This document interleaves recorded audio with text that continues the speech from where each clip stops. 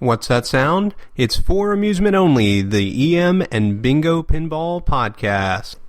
Welcome back to For Amusement Only. This is Nick Baldridge.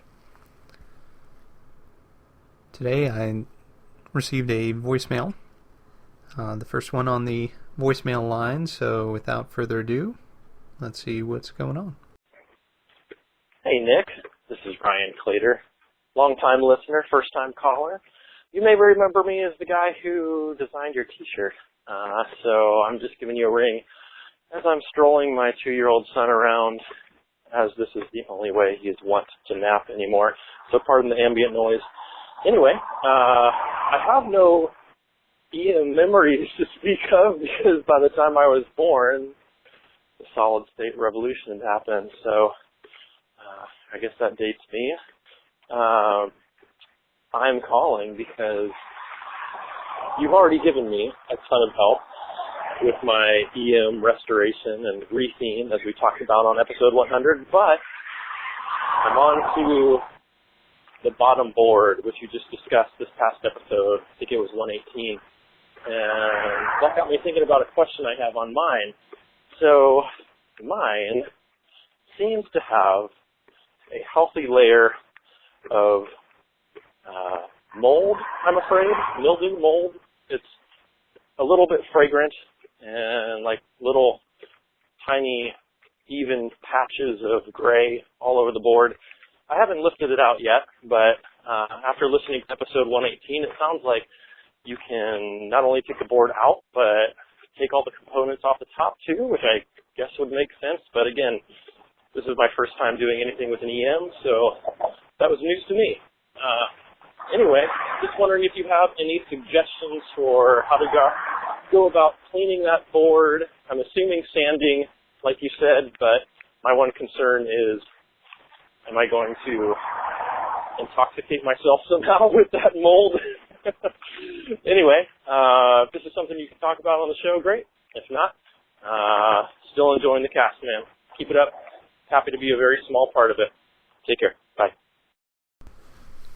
Thanks for the call, Ryan. So, to address your concern, if your game has mold in it, you'll want to get the mold out and also prevent the mold from coming back.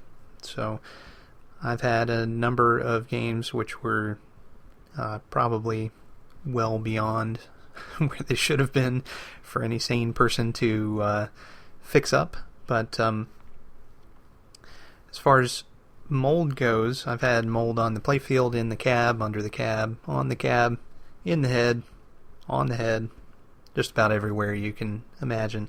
And the biggest thing is to clean it off, to essentially scrape it off. And when you're doing this, you don't want to breathe it in. I mean, it's not great for you, even if the mold is considered harmless. So what I would do for the bottom board especially is to, first of all, disassemble your game, take the head off and set it aside for now. Take the cab off of its legs and dolly it outside. Then remove the bottom board, as I detailed in that episode. And again, I would do it this way just so that I don't confuse myself, because it's pretty easy to confuse me. So I would start unscrewing components, take a couple of snapshots to familiarize yourself with the way things are set up first, but start unscrewing components and kind of folding them back or setting them aside, as the case may be.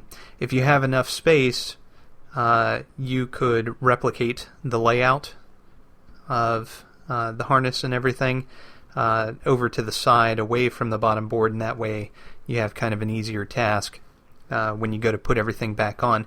But then when you have exposure to the board, first try to clean it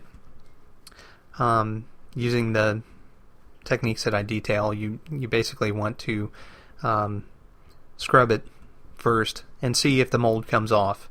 And then secondly, if that doesn't work, you do want to sand. And since you're outside, all that stuff is not going to be floating around in your house. Now with the cab, you want to do the same thing. And while you have the bottom board out is a really good time to deal with the inside of the cab. Now with the cab, there is a bit of overspray. So as I talked about in my cabinet restoration series, you want to make sure that you're not removing the paint, which is on the inside of the cab. And so I would use some of the same cleaning techniques. I mean, even down to soap and water. But you want something that you can scrub with that won't remove the paint. So using something like Wildcat maybe would work in that scenario. I know I, in the past, have used Millwax or the like, and just scrubbing very firmly to get that off.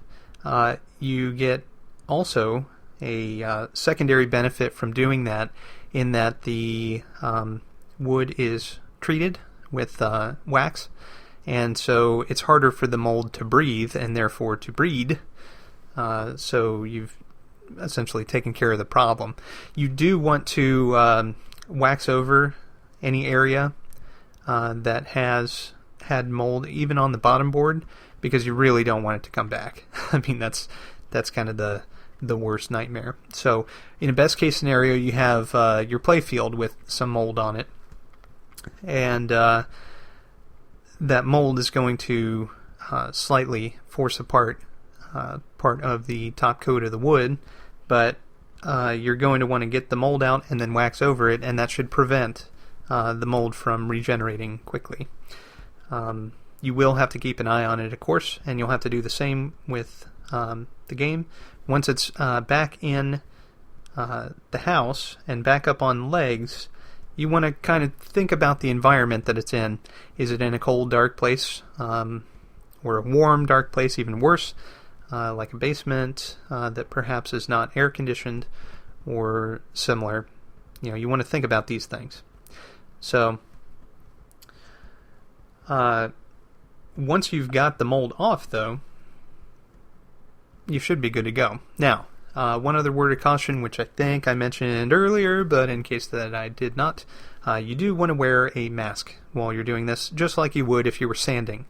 At the very least, you want one of those cheapo dust filters, but I would really recommend getting something a little bit stronger. There's essentially 3 different types of dust masks that you can get at the hardware store, and the most expensive takes cartridges that you can replace.